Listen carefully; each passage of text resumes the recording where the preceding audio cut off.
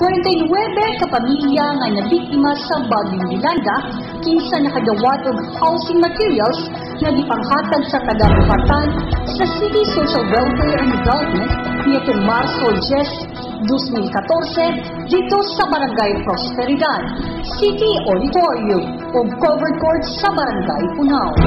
Ang pundo nga gigamit sa pagpamalit sa mga gipanghatag na housing materials gikan sa donasyon nga gihatag sa Belmayor Corporation nga nagkantidad og 100,000 pesos dito sa Carmel's Convention Center atol sa gipaygayong piniliay sa mga opisyales sa Liga ng mga Barangay nitong Disyembre 9, 2013.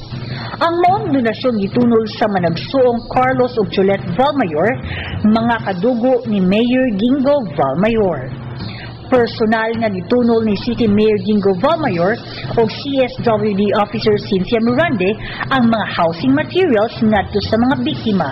Sama sa 4 ka pligo nga sin kon GI corrugated, 2 ka pligo nga ordinaryong plywood, 1 ka kilo nga lansang 2.5, 1 ka kilong lansang numero 4 o 2 ka kilong lansang sa sin.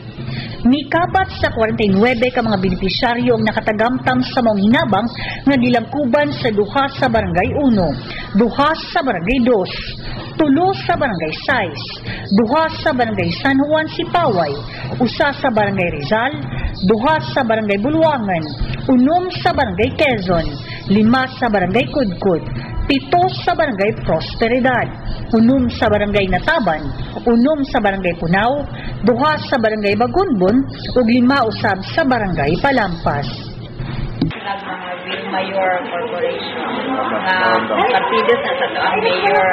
So ilaha gyud ning kinasing-kasing hatag dugang sa inyong nanabang naghatag sa syudad uban pa ring hatag sa inyong sa Yolandang ning mga biktima, no? So makatabang gyud sa inyong padayon o pangimutang sa inyong panimalay, no? So naatay gihatag diri nga tag-upat ka GIC dayon duha pod nga plywood o pangalansa, no?